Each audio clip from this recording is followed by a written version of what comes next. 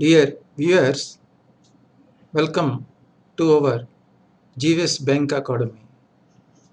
Today I am going to discuss the CIIB BFM memory recalled questions from previous year examinations. These are also very important for the BFM examination.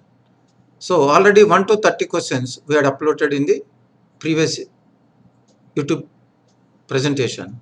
Today I am going to discuss question number 31 to 50 questions. We are going to discuss the CIB BFM memory recalled questions. Question number 31, the first leg of the repo transaction. The first leg of the repo transaction. Repo means borrowing from others or borrowing from Reserve Bank of India.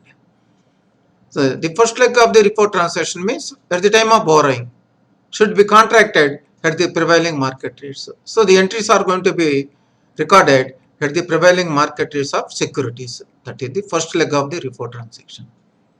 And the reversal leg, that is the second leg or repayment leg, shall be such that the difference between the consideration amount of first leg and second leg should reflect the repo interest. So borrowing amount plus along with repo interest rate, you have to repay to the lending bank. That's why this is called as first leg is contracted amount at prevailing market rate borrowing, repayment leg along with the borrowed amount plus repo interest rate you have to repay. This question they had given 5 marks in December 2020 BFM question paper. This calculation of first leg and second leg transactions, they had given 5 marks case study. This is about the question number 31. Question number 32, primary dealers. How much the primary dealers are allowed, how much they can borrow from call money, notice money market during the reporting fortnight. Primary dealers are allowed to borrow on average reporting fortnightly basis 225% of their net worth as on 31st March of previous year. This is the borrowing by primary dealers from call money, notice money market. This is the 225% of their net worth.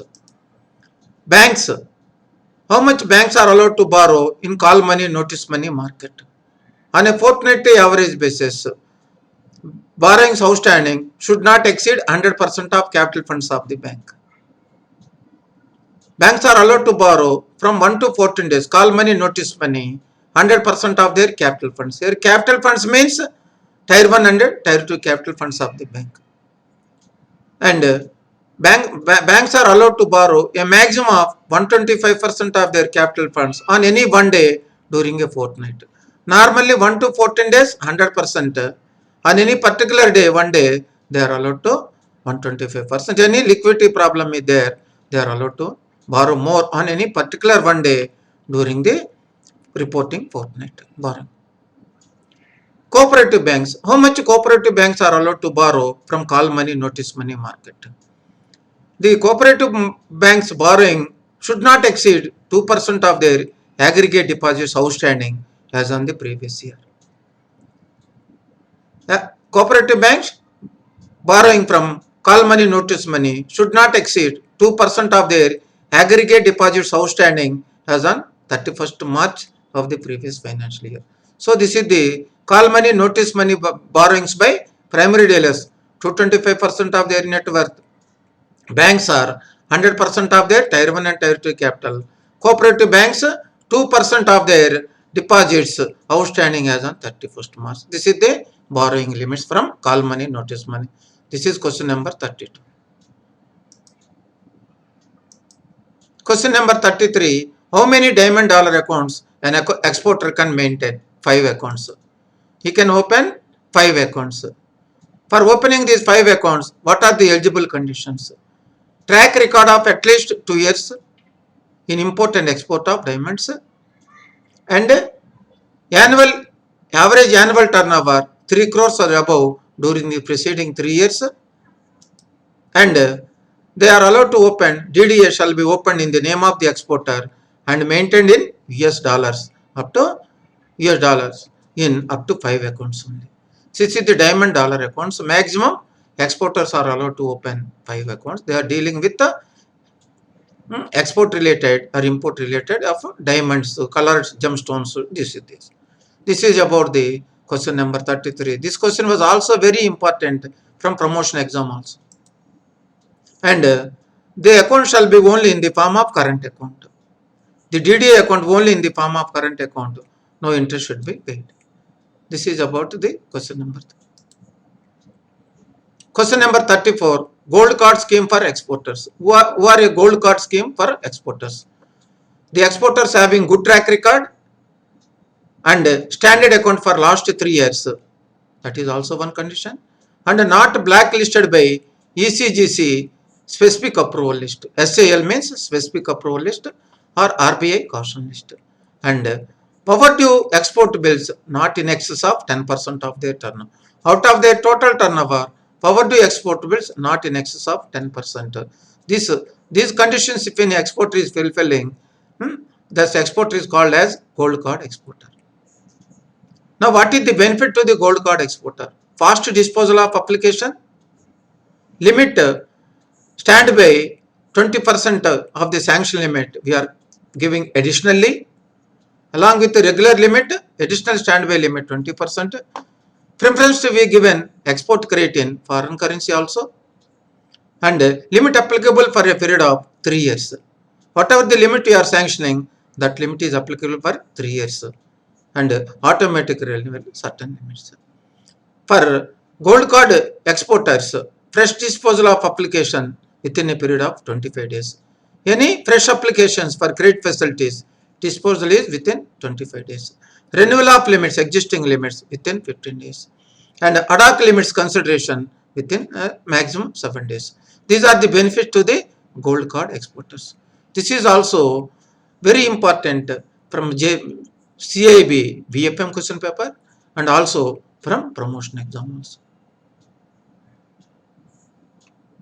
Question number 35. What is the purpose of R returns that are submitted to RBI fortnightly basis? On 15th and last day of the month, we are submitting to, banks are submitting to RBI. What is the purpose? To report purchase and sale of foreign currency during that fortnight, we are reporting to RBI. What is the purpose? For computation of balance of payment position, we are submitting purchase and sale of foreign currency 1 to 15th and 16th to last date of the month we are submitting. That is called as R returns. 36 question number. If a substandard account is repaged or restructured, or NPA account repaged or restructured, when this will be upgraded to standard account? Question is very complicated. If a substandard account is restructured or any doubtful account, any NPA account restructured or repaged, when we will upgrade this account? This account is going to be upgraded after 12 months of first installment due as per restructured documentation. After 12 months of the first installment due as per restructured arrangement, and during that 12 months the account runs satisfactorily. For 12 months, in cash credit account there is no out of order during the 12 months, and in term loan there is no overdues. Term loan no overdues, cash credit account no out of order during these 12 months. After completion of these 12 months, next year first day banks are going to upgrade this restructured account to performing asset. So you have to wait 12 months. During the 12 months satisfactory period, satisfactory observations must be in CC account, no out of order, and term loan no overdues. Then we can upgrade the account. Next month, after completion of 12 months, next year first day we can upgrade. Rupee denominated bonds issued by Indian companies in order to raise funds from offshore abroad are called as masala bonds. What is the masala bonds? Because to avoid the exchange risk, Indian companies are going to issue rupee denominated bonds abroad. That is called masala bonds. What is the minimum original maturity? Up to 50 million US dollar equivalent INR borrowing. Minimum average maturity is 3 years. For bonds raised above 50 million equivalent borrowing is there. Above 50 million US dollar equivalent borrowing. Minimum average maturity is 5 years. This is the masala bonds minimum average maturity. Up to 3 years, we can borrow equivalent amount of US dollar $50 million equivalent INR, or it is beyond 50 million US dollar, where the minimum average maturity should be 5 years. This is about the borrowing, issuing of INR bonds in abroad by Indian companies to raise funds from abroad. Objective is to avoid the exchange risk. Our companies are issuing these INR bonds in abroad countries. That is question number 37.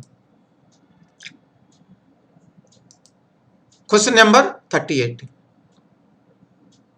Banks' exposure in the capital market should not increase, not more than. So banks' total exposure, overall exposure to the capital market is 40% of net worth of the bank as on 31st March of the previous year. So at any point of time, as per RBI directives, bank's total exposure in the capital market is 40% of net worth as on 31st March of previous year. Out of 40% of exposure, total exposure, directly banks are allowed to invest only 20%. Directly banks are allowed to invest 20% in capital market. Total exposure is 40%. That is the bank's exposure to capital market. Now, here what is meant by net worth of the bank? Here net worth. What is meant by net worth? Paid up capital of the bank plus reserves plus share premium plus investment fluctuation reserve plus credit balance in the profit and loss account minus revaluation reserves and debit balance in P&L and all intangible assets in the bank's balance sheet. This is the definition for net worth of the bank. That is there. 39.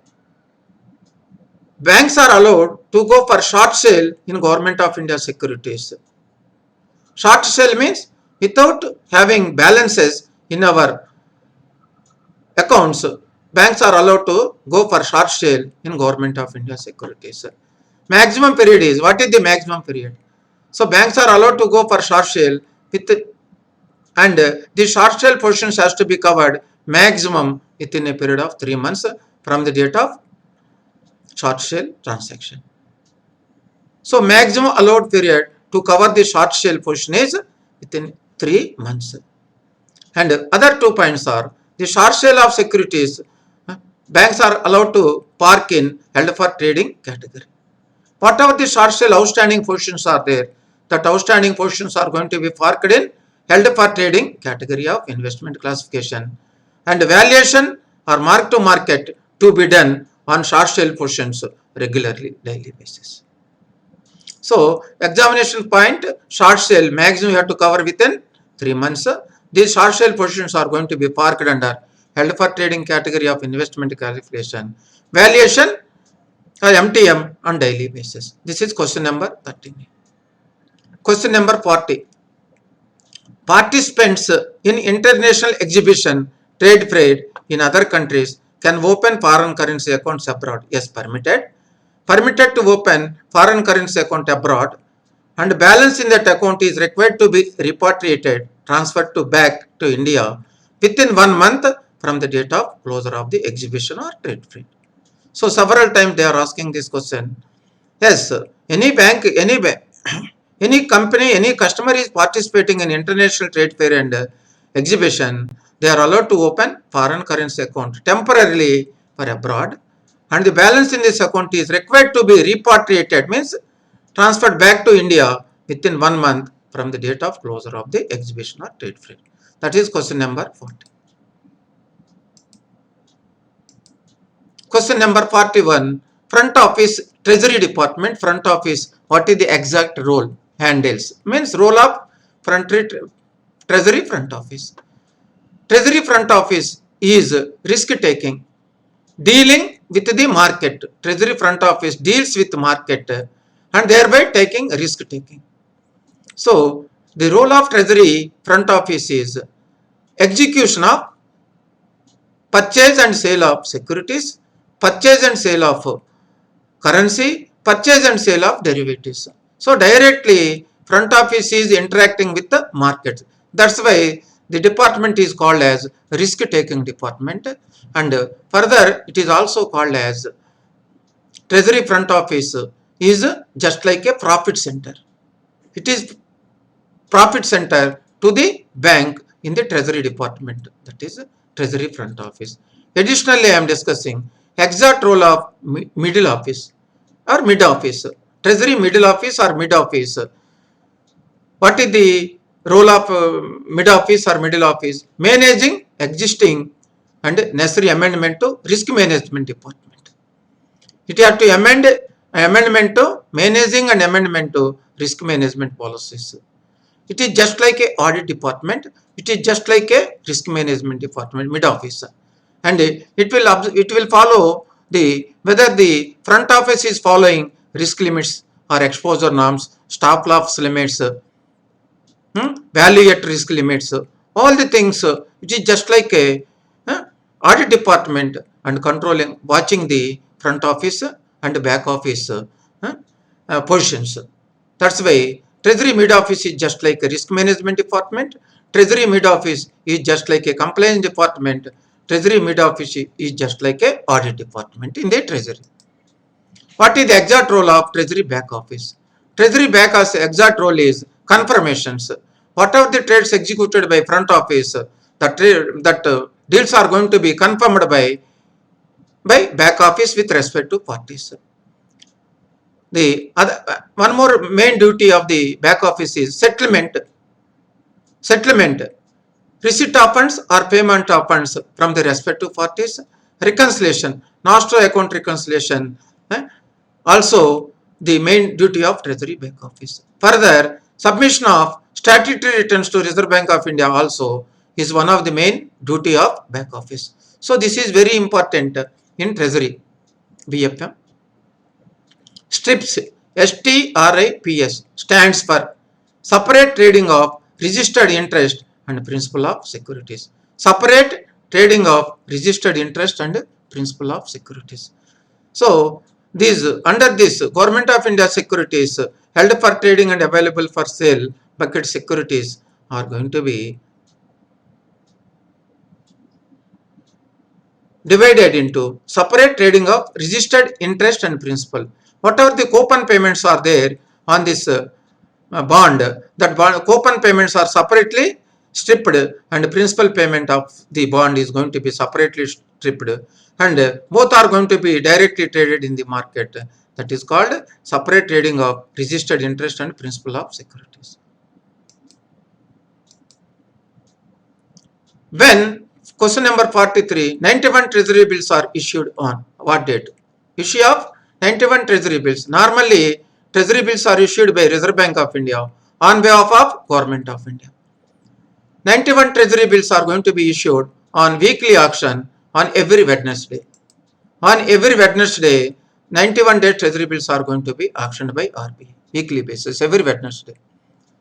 And 182 treasury bills are also auctioned by on Wednesday preceding the non-reporting Friday. Preceding the non-reporting Friday, 182 days treasury bills are going to be auctioned, and 364 days treasury bills are going to be auctioned on Wednesday, that is preceding the reporting Wednesday. Reporting Friday preceding Wednesday, the 364 days treasury bills are going to.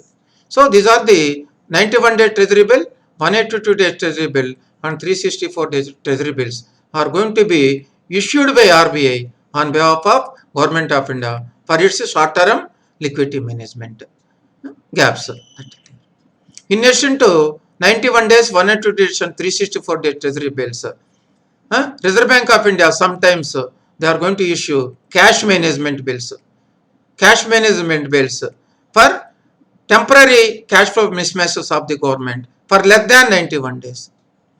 91 days and above treasury bills, less than 91 days temporary mismatches of the RBI. RBI is going to issue cash management bills for the temporary cash flow mismatches of the government for less than 91 days. It means the cash management maximum issuance period is 90 days. Maximum 90 days, 1 day to 90 days. And the settlement cycle is cash management bills settlement cycle is T plus 1. T plus 1. Several times they are asking the question, cash management bills settlement cycle is T plus 1. Trade date plus 1 day. And period is less than 91 days. What is the objective? To meet the temporary cash flow mismatches of the Government of India. This is about the cash management bills issued by RBI on behalf of Government of India. Question number 44, double ready forward. Double ready forward means when an entity sells a security to another entity. So one bank is selling a security to another bank on repurchase agreement. So under repo agreement, repurchase means repo agreement. One bank is selling security to another bank. Again on repurchase basis. After the due date, again the securities are going to be purchased by the selling bank. That is there. Simultaneously purchases some other securities from the same entity on resale basis. So one bank is selling security to other bank under repo. Again that selling bank is purchasing some security from the buying bank. So reciprocally transaction. This is called double ready forward transaction.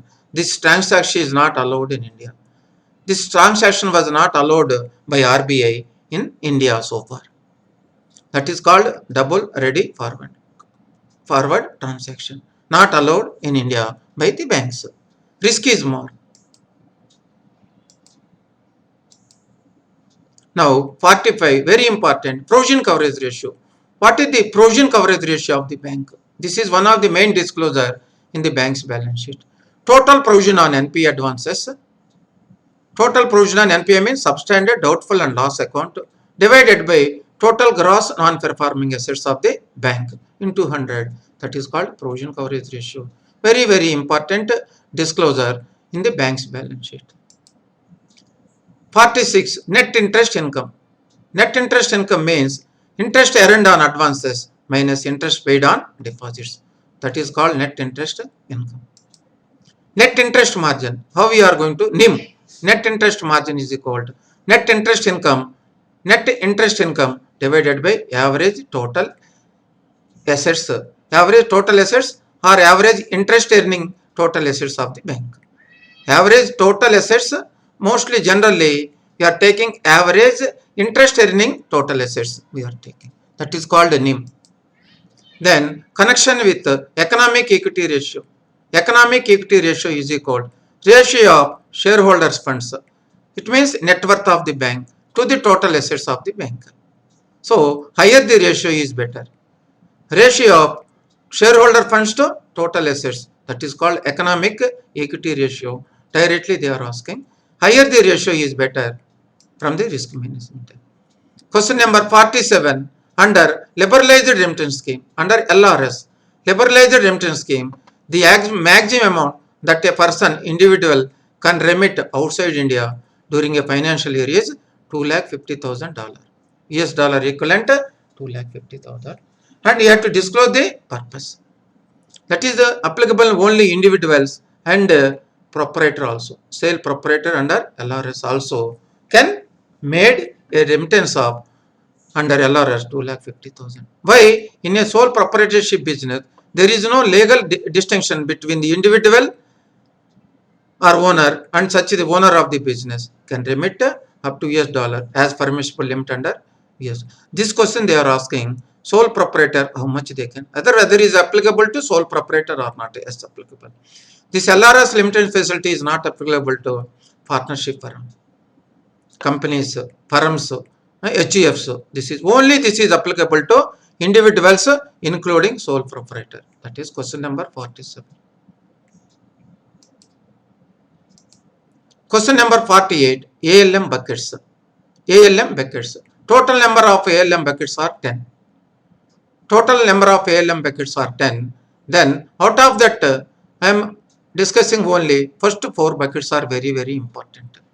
1 day, first bucket, structure liquidity 2 to 7 days, second bucket, 8 to 14 days, third bucket, 15 to 30 days, fourth bucket. This is the liquidity management.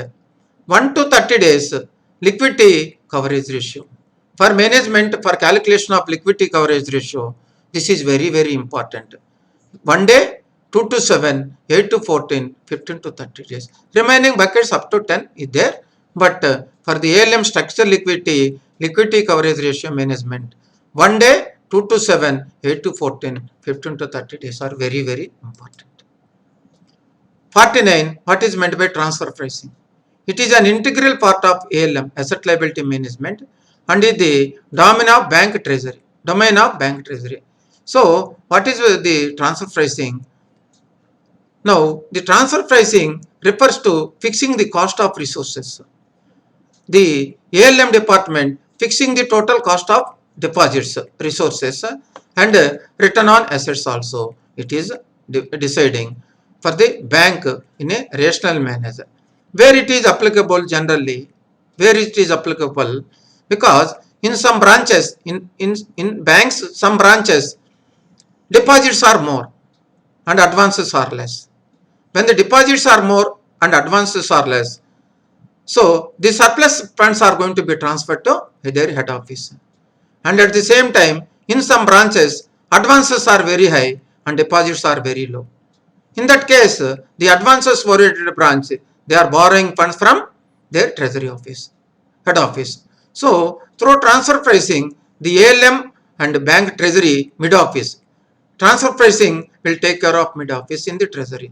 Through transfer pricing, they are neutralizing the cost of resources and return on assets. So, through this transfer pricing, each unit of the bank branch will be treated whether the branch is posting profit or loss. That's why transfer pricing is also part of this. This is very important, a little bit difficult.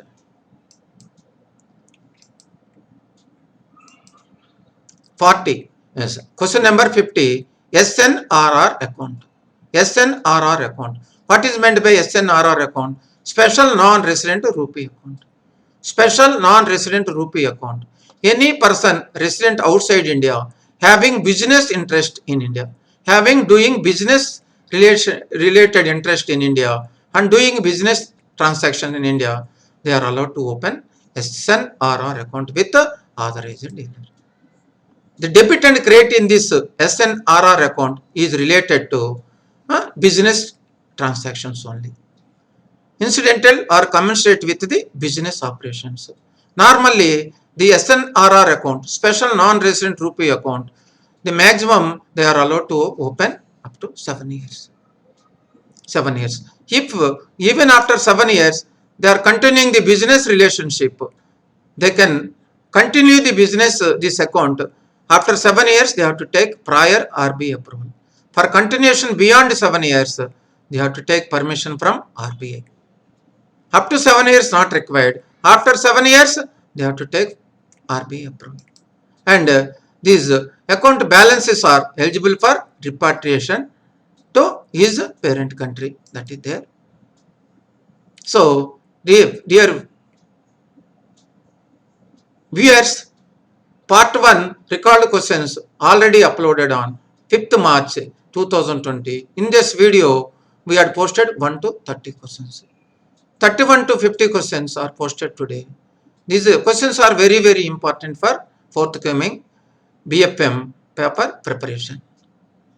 Thank you very much for watching our videos regularly. And we are posting continuously, regularly, our videos in the YouTube channel.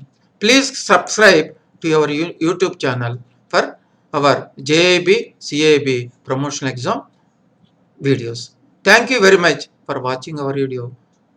Thank you very much for